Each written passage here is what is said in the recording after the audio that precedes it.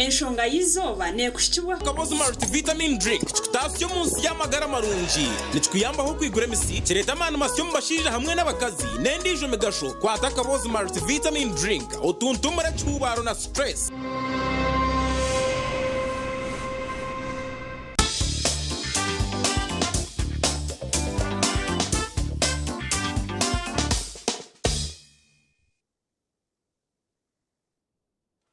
Nakutanzura TV West izoba niryo rakabiri kandi birebe kweze nebirabiri na chumwe byaraba umukwezi okwamshanjo umwaka n'2026 beshaha nishatu tabarka ya hosibire tabarka ya mirimo yawe tabarka no makuru agacenshire na Elias Rutugusa yabe minonga kunda TV West yabari twegeta kuyomkasheshe ukwiste akira kakushanga alternate kandi tukusima turuho ahabawe bishkango Program neshonga yizoba kandi neberuho buri urakubanza urakabiri urakashatu nurakana kandi umuherezano wene Angela na Trinda nangwa na Bob Skad abaho twentukutwara rashme kwiste shaha inantu ntureba ebintu binje bitarumwe namwe bitu eberukutukwataho mukabanyarwanda yabere ko tureba kandi yushka mu program yashonga yizoba nebane kwishurwaho abakaboze health products kandi abakoretire yacukunye curunji Kabozi energy drink ningashi akabozi utereza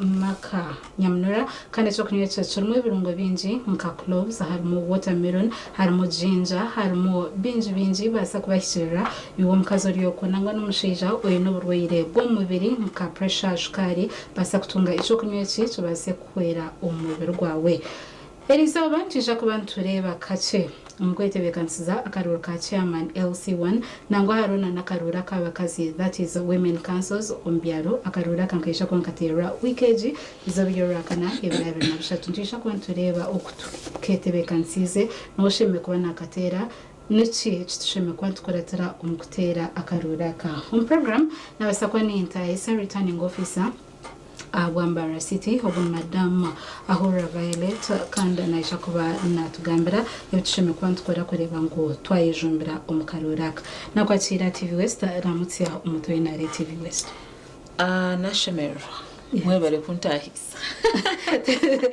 mwasiba mta nanyondi kurungi ibara lyange niyo atuhura Violet yes Tokwatira TV West yabari gumanoyisha ukashobora abantu burukweta yabari gumanoyisha mwebari kutweta mwebari kunda electoral commission ya tuliyo tusima murimo tusima mnonga tusima bwenu yes Elizoba njeja kwantureba akwete bekansiza akaruruka LC1 nangwa na nakarura ka women councils tutakaziro ko tube twinehoro yo kwandika batezi bakaruru yo kuhanuka register abantu kwasa kushijuma ukandika abarkwenda kwetsimba ebyo byenzere bitara ubale mno Angela program ya mani itwatwaire mu field katandika no kuhandikisa abakwenda kwesimbaho no kutera karuru yes so program ege kabayo kuruge biro mukaga mpaka biro 10 guno mwezi gwa July obutwamazire kubahandikisa twagenda mikitweta display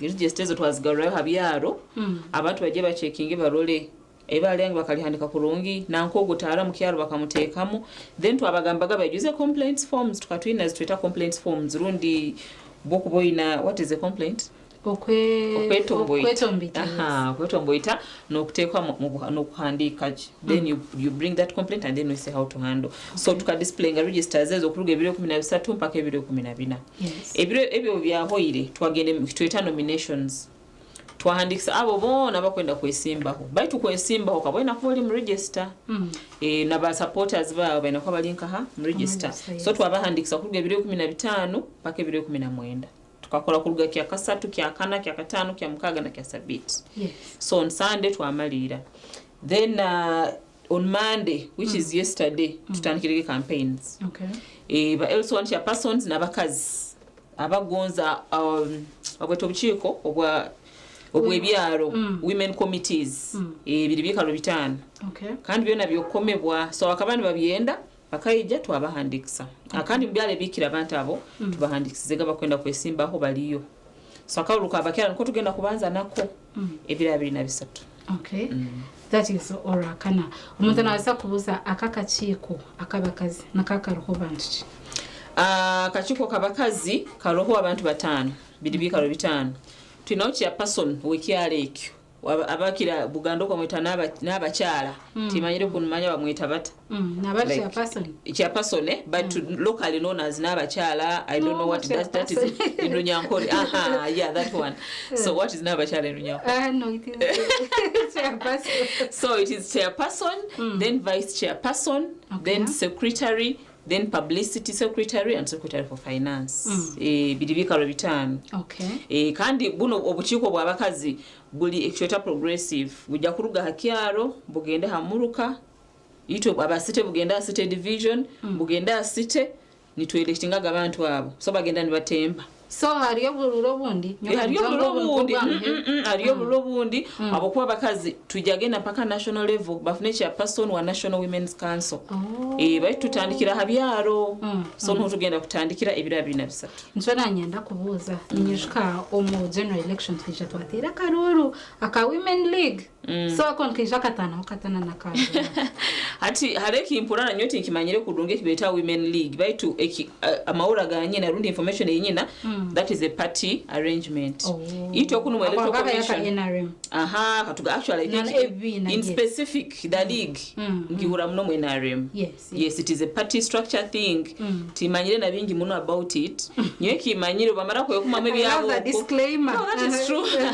Yes. So bamara ko yokoma mu. Bondi batwereza aba flag bearers babo. Okay. In this that issue tubagambye bikali bitwina chairperson, vice chairperson, secretary, publicity, finance. Atwoni bakunibe mu flag bearers nibaha flag and baija kununtu banominatinga. So bino bikwawukanira kimu hali biri.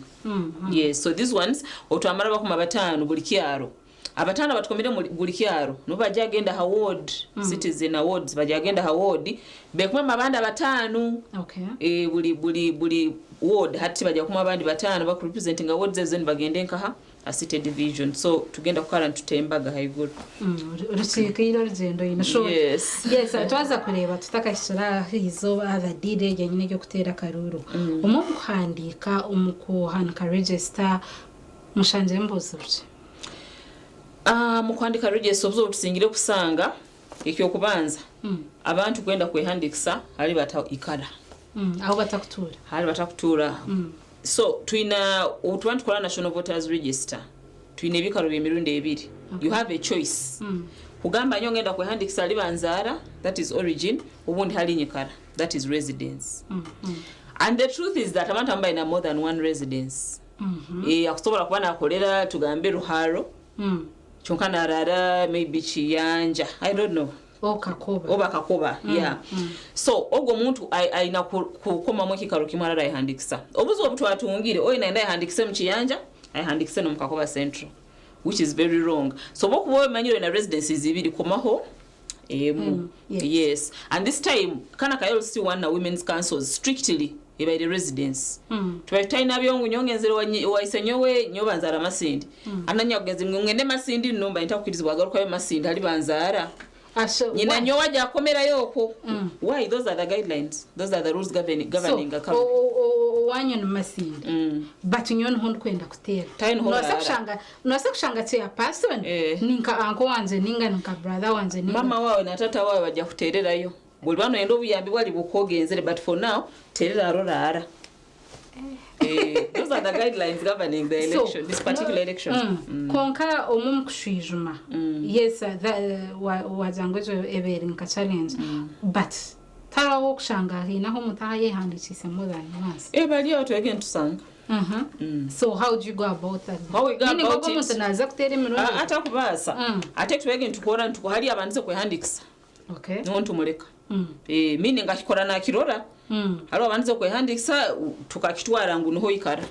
So twakike ngaga. Ka complaints would come. Then you checking out amsanga mirundi 2 we cross out one. So mwijana mutera masomo hizo yo kutera karuru kujango go muntu kayatera ha kanga no shato amureba na no tutugenda kuba nebya bokuba twina program yaitu on polling day. Tugenda kumakinga sure nga karuru by a certain time kakutero in all villages to avoid abantu abahandikise emirundi ebiri kutekereza ngagenda kuiruka ruge kuno agende kuli no wala abanze yo atero mukasheshe kwara arizo yaza kwikakakoba pichine mtu areda chika ati for example karuru akatwine ebira na bisatu kyakana kabakyara twina program kuruga saa 3 mpaka saa 5 tugenda ku want correct verification of voters twina register yaitu ya pinki ya bakazi presiding officer waitu agenda kwata register gatandike kusoma natulinda Angela orohongu ndoho ogenda kutera karuru ja side atura Violet orohongu oroho garuka side so the verification ya bantu abaroho tumanya abaroho bali bainga bali mu register and then kuruga saa 5 mpaka saa 5 nekichweka presiding officer inakora tuta vote education abarabiremu tugenda kora tuti tujja kweta besimbiroho bemere hanabukuba oburu bwa abakazi tugenda kuma per position the difference is that oburu bwa else1 chairperson kirikika rukimu bwaramana na akoma committee baitu kine bikaro byona bitano tugenda bitera karuru bwa haro ababyesimbiro ako bundo sanga chairperson besimbiro babiri then vice ala no posed that is okay but there are places ebyale between bikaro byona biro abantu ababyesimbiro so tujja kutandika nikikaro kya haiguru presiding officer bagambe tujja kutandika na chairperson tugaruko na vice tugaruko na secretary ati bwaraitaga chairperson abesimbiro balinkani bayja maiso nagamba tugenda koma chairperson nibajeni basimba inyuma ya chairperson na abarobururu ayi no bururo bwingi na mteka wangu nwasingi abo ni barugayo nagamba besimbira wa vice bulinkaha nabo ni bayija like that mpaka utraika umuntu akusembayo I think the last position is finance then what maraka rurake kiriki so tukunira that site and nekichweka mpaka sanka munana tujja kuba ntukoma bakyara so register kubanza kushoma abantu nshaha ina Christian shaha nkaina network omuntu wija shamkaga baheze kushoma amazina atakuronda hakusanga bamazina no so meaning ubarashoma izina again waratera karu narinda bwakuija ntukyali within the time bakumucheckinga nayo nakoma but we want to try ku limiting ekintu kyogamba ngo omuntu ayiruke from one village to another although kyo tukinihira muno akaruka ka LC1 but even here now to in a program so omuntu waza kutera karuru asheme kwa na ijana on that day asheme kuba na ijana ki aijo wenkanko wakati but ijana idea yes ijana idea we oyiro ati mayinta gonza muno kibaza basa kulemesa abantu koma but ijukaba nabantu bagenda kwa banankira kya most of them know each other bamanyanga ine but for purposes of verification come with your ID just come with your ID that's all because I was going to say no reburi akaru akazeno election katu inobwo oba kwata face ya konka hat kwija just mukamwina na voter allocation slip so mwana tambako zibahereza voter allocation slip ejo no oyiro ngati omuntu gonza taina ID tutsamwa kana koma no generation tutwamwa kanaga because we had a register oyiro ngo register kabere sister nino sa kumanya baita atikale hakiyaro bajja kuba mumanyire ngo Angela arara kyaro hano baitu kubaterera bajja nazo just no bazakushanga ari nkati ya person na kumanya oryo muntu we sinija kutera karu mwashikunkubandye mukozi we mwana mukozi mbamanya cyaro basi wakuba ari mu register but anyway to be on the safe side by you know ideas but tugonza taizire nayo kijja kuba kizumuhaka nako true then twaza kureba akaruru abantu abinzo mamanya karu aka LC konkatu ine nakaruru aka women councils kakaruru akankisha kugenda katareka twan kutoranza nako akabachara yes nkabalizo hoirangu tujja bajagenda na polling station verifying then it is the same it is the same it is the same we are different because the bikaro byona bitano bagenda byesimba yabakazi and yet for the LC ones chairperson wekano wako esimba then na koma committee yes so for this one the procedure yes niyo bayini nkyamara kubazaho mutujja abakoma mu bikaro byabo nkuba byesimbiro from up to down chairperson vice chairperson nibasembaga line ni babara ni bahandiko buru bwatungire nikikare kindi nakyo nikija like that paka kutraba maliriza bona no baza kwijisya no muntu ariyo natureba akaruru ntumanya akabalo ntumanya akaruru ko mugongo akarura akankija kuba kati because ezera enshonga nzija kwija washanga kati apaso chairman oyetsimba ali nkabaro nkuwa kumuze nyuma ezo tiarga mu domestic violence so umuntu nabata numurinda mutakujango taba mashonga keso akaruko okusimba line akaruko okusimba line ko mugongo kanto sakwa kano omuntu komo wakwenda tukabirora buli nasimba omuntu undi but akaruko okusimba line chonka for purposes of avoiding domestic violence mutese couples mutese mwikiranize but tukakaruko okusimba line yes, and also we shall have security to avoid abantu balimeko yes. Then twaza kuhika akarura ka LC nishka urukutushobora ho kareho kanabo I'm very sure nanye nintumanya konko mutanga so utachumanya akarura ka LC ntisha kwantutera LC then yaheza atora nakachiko akakachiko nakakaruwa aha akaruka LC1 hali nkubaliza bali mu campaign yes. Bagenda akora campaign for 7 days campaign zabs jakange ebira 27 yes. Then ebira 28 tugenda kuba ntukoma LC1 chairperson tuina program by the program yabakaza kutandika saa 3 tuchonkea LC1 kutandika saa hemu paka saa ina tugenda akora verification tugenda get some good time on that polling day ya 28th. Then utramara tujakora vote education yesaha yona ntugeza kugambira abantu bana bayizire tugenda kiruba satuta including how committees executive committee nkubagenda kubantu bagikoma then tukunira that between saitan na saitan nekichwe kati yakontera karuru kaitu aka LC1 hati utramara kutera karuru tuina form za itu ezikwaukana tuina declaration of results form presiding officer yagenda kuba nayo tuina na form eroho polling returns buko batumazire koma buli muntu atungire bururu buingaha so ebikaro tukumara kuma chairperson white niwe president white wekiaro niwe chairman white chairperson white wekiaro nka council ezindi kuzibanka parliament nkuyeba ajakoma executive ye executive era abantu 11 chonka 11 including chairperson hato tukiyo chairperson tusigaze ebikaro 10 yes.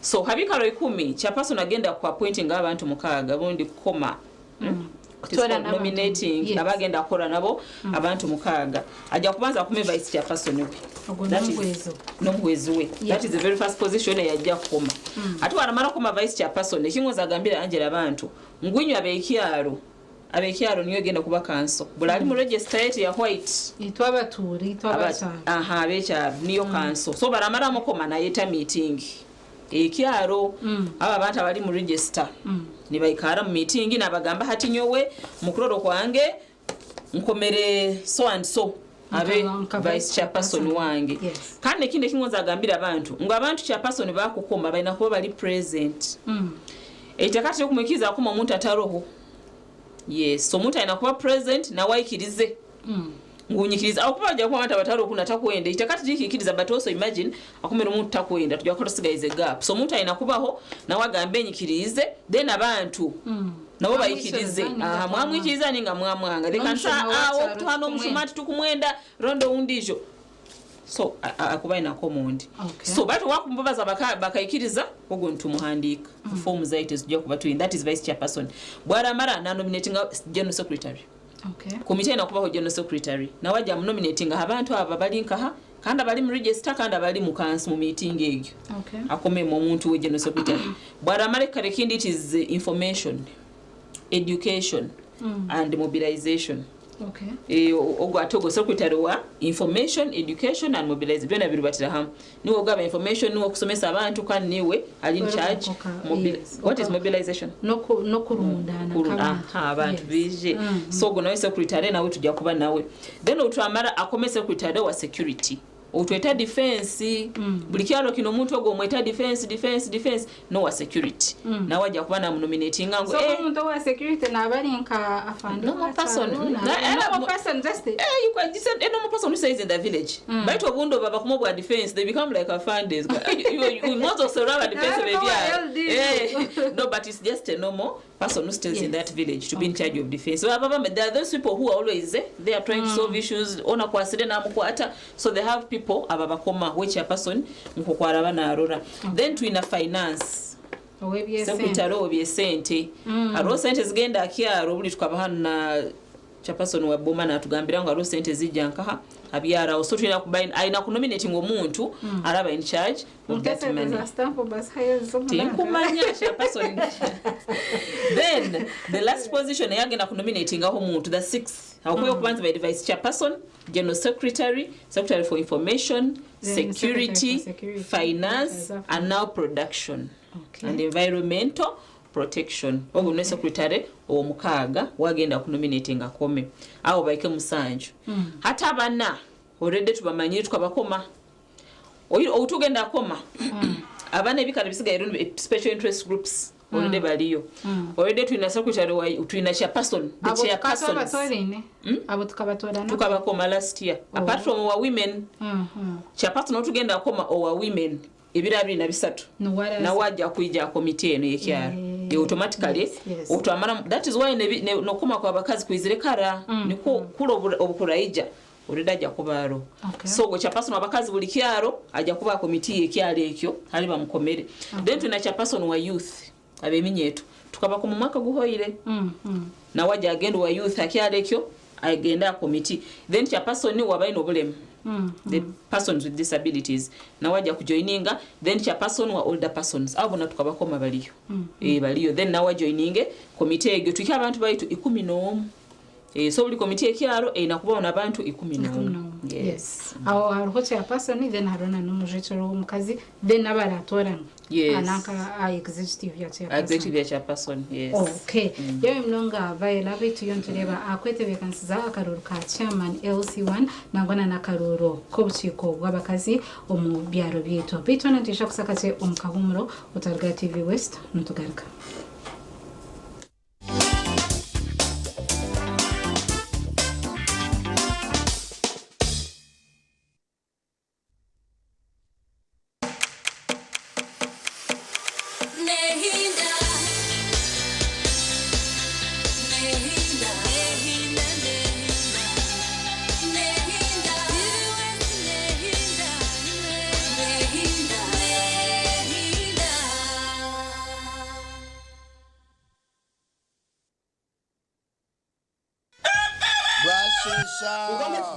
Tyson mwiroko mugende mwirukanze nko kweri ya mugirete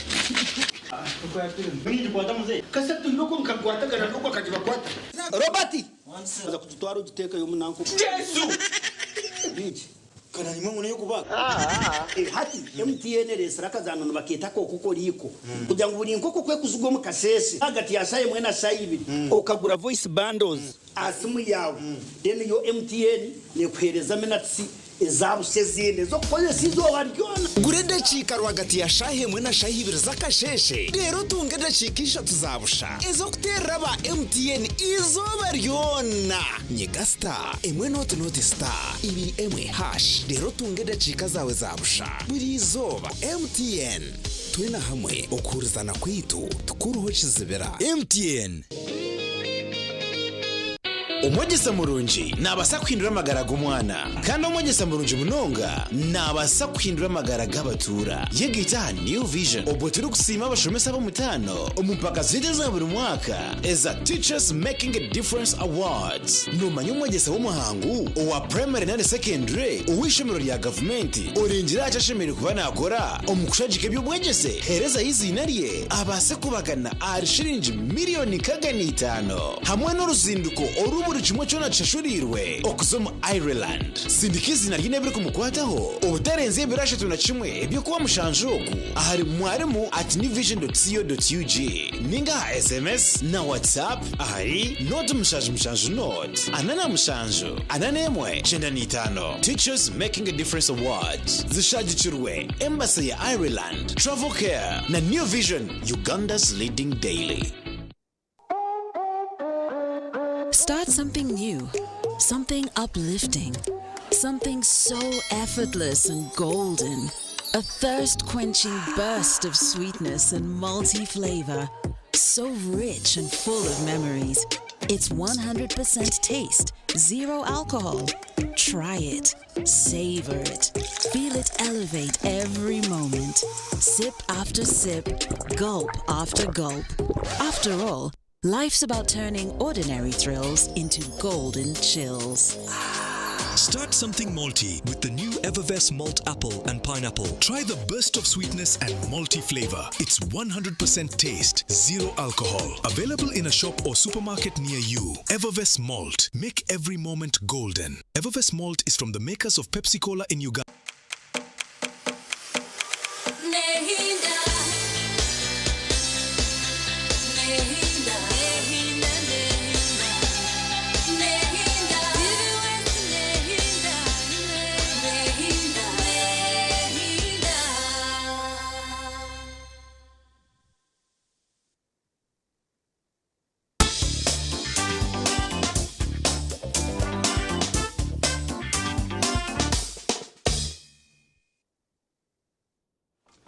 Tabarka yumkahumuro kandi ejuni TV West program neshonga yizoba umuhereza ine Angela na Trinda ntwaturuho birizoba kandi kutankana shaha ishatu kwisiha shaha ina wasakwana twegita humbiro butuyontureba ukwete vacancies akaruru ka LC1 then na karuru ka Women Council akaruru akakwija kubanza na karura ka Women Council kandi akarura kankija kuterwa ebirabi na bishatu okwezo ku obonora kana rwa weekend twice tija kwantutera akarura ka LC1 akarukwisha kubaho ebiro 28 umustudio twabasa kwantu tayisa returning officer wa Mbara City ogune madamu Violet atwara kandi yona tshobora kwa karuru okukakwisha kwankagenda nangwana na ehore yo kandika batizi bakaruru okandika abarkwenda kwetsimba okubigenzere kandi hati zobe yanyumazi tandikirena na okuronda karuru that is campaigns Ntuisha kwa ntuistia ebirabe na mshanju that is ahabwa ba LC1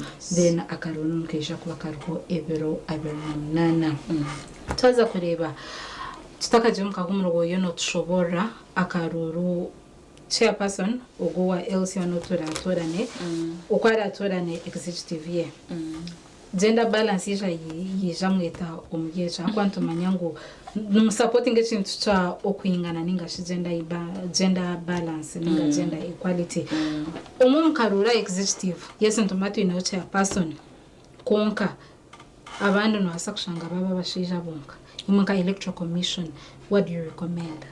Thank you so much, Angela. Actually, not as electoral commission, it's the law that a third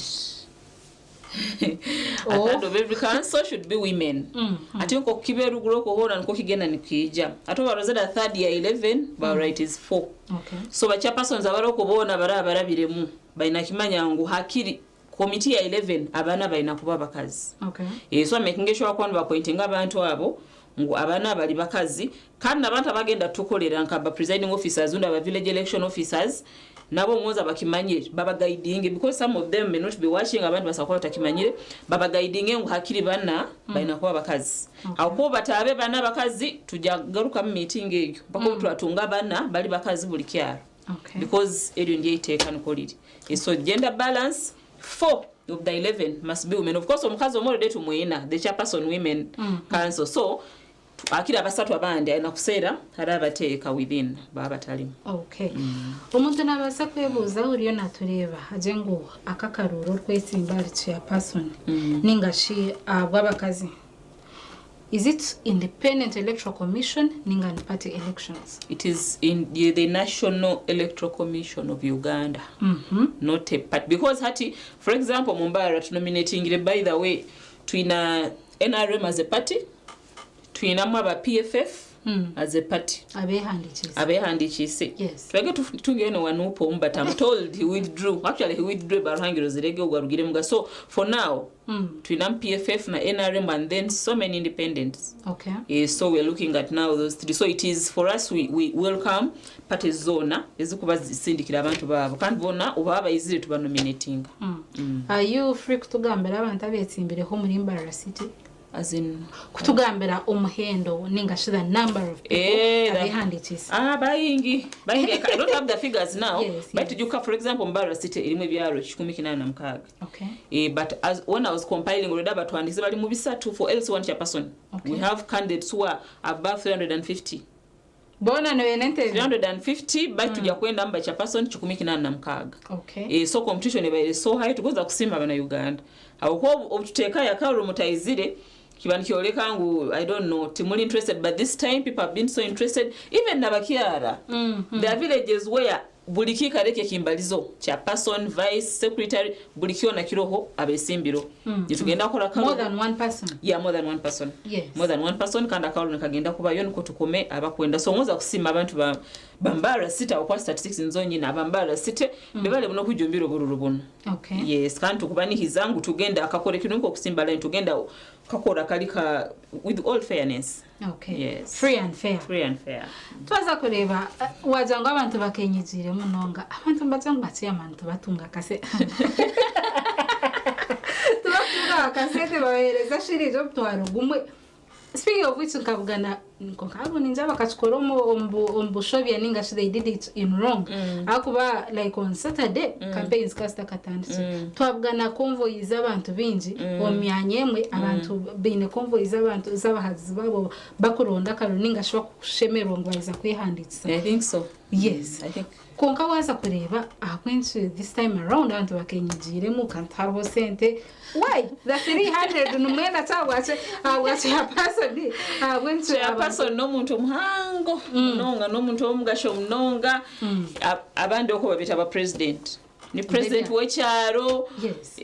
No muntu wamani mnonga abantu abakira bona nuwe bahikira aho kandi rero programs za government zona tizigenda mu maeso cha person atero omukono and that is why government akabaina kusorera sente kola kawalukano bakabajwa ile byokuongeza 180 days so agamba no this time katukola kawalutunga abantu bonyera bali official because bintu bingi muno ebiraba mbantu bano aba LC1. Yes, so bayingi kugambire mumbara site oburu bugenda kuba mu bwingi kandi buli bwa amani. Yes. Have some reports timbija gamba weya ngalo some reports aho muri mbara kujangu hariho bakansa abamwe abare kwirentebeza bakenda kwetsimba. So nyena ngo to clarify inzire ningashi oshobora umuntu nareba omuntu urikuza kwetsimba bwa chairman nabanza yari kuruma umugugwa kubayine ninga nagumanako baliyo na nyumba hulire abamuntu banominating abamu no it is true abamu actually to nominating ile baliyo eiteka ligamba omuntu akusobola kubana ebikaro bibiri. Someone cannot hold two elective positions at the same time. Aina kuleke kikaro kimu kandi eteka ino bakandi balikora. I'm very sure because atokula tugenda kora karuka LC1 tumait kora ka LC2 by the way ati bana ejakuba electoral college these 11 aba executive no bagenda kora register ya LC2.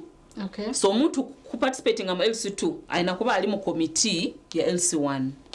So tujakwata the 11 from every village bakore register ya ward egyo ya LC2. Yes. So omuntu wako I'm just giving an example. Omuntu akabayisimbiro yasinga chairperson LC1 chonka atakwenda kuba LC2. The law says abanza nagenda natunge kia 2 then naija naleka kia 1. Yes. Kasa kisigaza kunatungire kia 2.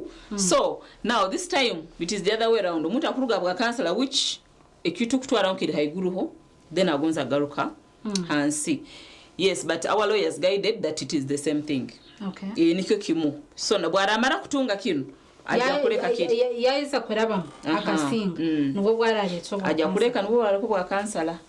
Yes, so saba resign nje bachukozera bwabo just I'm told parties ezimuzi ba forcing get to resign from that's what the room I'm hearing. I cannot confirm it. Chonka ba mo parties kaba forcing ga resigning in the party because here now the law takumuhakana. Okay. Law emukwata hano abikwasire bibiri. You have 2 elective positions, so you must leave 1.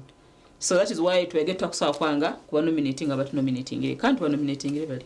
Okay. So madam aba tabatera zakaruru aka general election akahwira mkweza kukubanza hari abamwe ababenu batungana ngo twaratunzira kasembe kawe. So turiyo ntuza kureba ba polling agents abarateza kakaruru bono mwija kurashashura mta kamaze mbaza abaki abanja. You know, general elections bantu bakabasasura amasimu it was e-cash. Yes, and yes. I think nkakibazaho nabuli ati kantu waro mugisa guno ngambora boliyo kubata kusaswire sera supervisor wawe sera supervisor wawe omuterere system kandi ba supervisor nabo bali okunkubagabo ali omuntu wena kyagamba nga tatunge sente abakuterere simu uhandike ibara lye olindeetere tinja kuwaga batere nya wakabajja kuntalibaniza baitu batere ba supervisor babo babamanyire namba yesu kwa bajja kuntalibaniza bajja kutera ba supervisor babo babamanyire kana ba supervisor omuntu bwakuteera nagamba tamusasule otamulabya kubi kuhandika details zize akwali yakoleire ne namba yesimu. We are still trying to follow that up. Obuzo obutu atungire ngo abamu batarugeyo to complain obatamusasule yaikara and it is hard to know ngo batakusasula takozereke complainingire so bonaboliyo utasaswire. Please look for your supervisor muterero mu details zawo. We shall cross check and we see how to help you. Now abagenda akora mukana karuka LC1 this time it is not e-cash agenda kuba cash kandi ngoza abagambira ngo as soon as you finish working tugenda kwasasula sente zanyu. Sente zanyu ziroho tugenda bazibasasula bularamara kola satisfactorily hari abantu ababanu ningemini muyaba tagumaliriza wena kumara ko twetereza utsizaitu we are going to pay you in cash. So this time we don't expect ebintu yogamba ngo omuntu asaswire naenda gamba umuhendo gwazo. Yes, the value how much they will get. Yes. The presiding officer is going to get mitwale 3 then polling assistant mitwale 2 na polling constable mitwale 2. Okay. Yes. So that is ahari izo byo kutera karuru kanshire ibyo bimbakora ibyo. Abantu basasura ebyo tubantu basasura. For us we are paid per activity to embarrass activity want basasura. Bula activity want basasura. Ati ni tukuba banja bakole then tubasasule sabarateza karuru. Esente zabuzuru barakamara ntubasasura. So no muzabanza mbashoshereza karuru ka women council. Of course so banza bakora muntu busasura. Same amount. Yeah, women council is same amount when else it will be same amount. Okay. Then twaza kureba ugacho tushobore mukate izo bari kutera karuru the do's and don'ts amtezi wa karuru nangwana no yetsimbere nice cyashe mukwana akora nice cyashe mukota akora. The do's mwije mukome bulaboli mu register ijo kome omuntu wawe burano sola kuja na ID yawe ija nayo nuko alime kutaliwaniza. The other do let's keep calm, let's keep peace. Twehare kurwana abakuba the truth is security nayo is aware kandi security manye bikale bimu ebiba mu buvuyo so security ajja kubaho kandi tugonza bakutwale omukihome so let us keep peace. Of course they don't the same thing abagenda bora utali mu register bayiraba unless you want to watch from a distance bora utai handiksize togenda koma so utatalibana genda kozinga kavuyo ngunyono nkazaro kyaro hano no gunamanya tukozesa register ubulatu ate register tuwaija ebyokoma obyeganyire oli kuma murundi gundi kyonka bali mu register bonka ubalaleto obuvuyo tali mu register kandi bakusangira aho bajja kutwara so bora tali mu register unless you're coming just to watch from a distance but not kudisruptinga akawra kagenda maiso. Then time on never time kangaruke mu dates ebirabiri na bisatu genda kuma abakazi habyaro byaitu kaitu abahandikisizi abakazi bikalo 2-5 tugenda tukome aba leaders baitu abakazi ebirabiri na bisatu then ebirabiri na 8 tujja koma L1 chairperson abakazi tujja kutandika saa 3 L1 chairperson ebirabiri na tujja kutandika saa hemu akwa bo bayingie ko tujja kutandika saa hemu tukole verification then saa 5 nekichweka tujja kuba tukoma iyo boraja saa 5 nekichweka zirabe otumazire koma don't blame us saa 5 kichweka tujja kuba tusimba line tokuma abantu baitu akuba kiro kirayira kyama na kweta meeting ya nominating abantu bandi so tugonza kusindika muno obwire bukagenda muno tugonza koma as early as possible and also kwehara ebintu bya abantu abagonza kuma emirundi ebiri tugenda kumeka shwangu tukipingire time tukome so that LC1 chairperson obakomere ayete meeting committee nteri ntayita gikome abantu baitu bajuze form zabu ekiro kiwe kulungi. Okay. Any other business can I send greetings?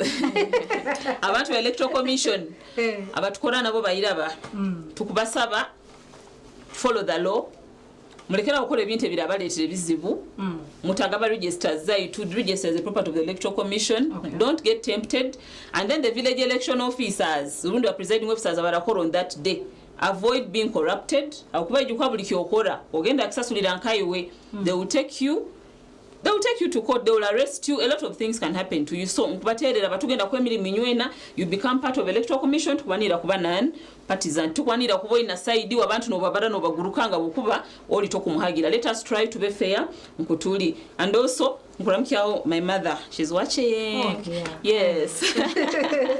Yes, and also I want to thank TV West so much. Mwebale muno mutuyambireho muno akola about education. We want to thank you so much. I'm very sure even now abaire batamanyire ebintu ebimu bamazire kubikenga. So want to thank you so much. Thank you for partnering with the Electoral Commission. Nitubasima muno. Okay.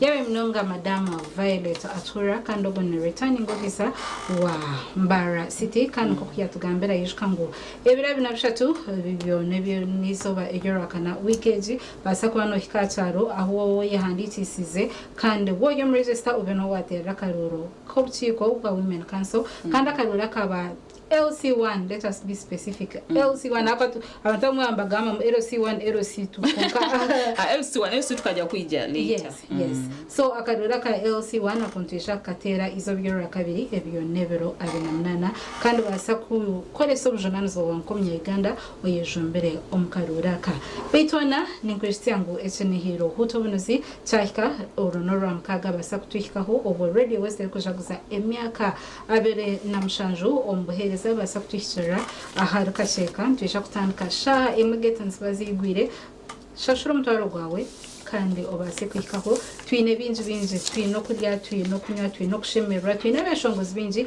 twine shiba karonji twine alien skin twine nangwa na omega 256 twine beshongozi bitabaha twine sister charity twine rasta charles twine pretty mark twine beshongozi binji basa kwija obe entertained urukushaguza nito bite chireki turemiza bibo gardens aho nomero bahare twine yo akaska radio west basa kwikayo oshaguze nitwe betwana yebere kutukunda yebare kunda TVS yebare kutwegitaho kwiha utatana no kwistesha hezi obwire bwitwa kwayo tukija koyongeraho yebare kutureba yebare no kutukunda mnonga kwiho mukasheshe kwistibwiro bito targa wa TVS ine programs nyinji ninja kwa nimbarecherera ho hanga barinde betwana murari kurunj bye bye.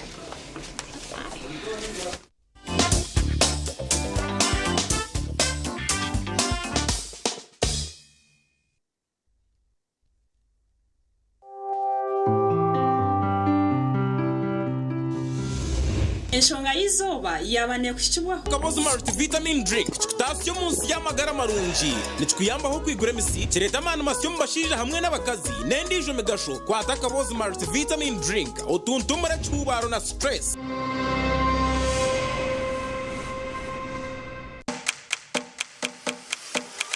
Nehinda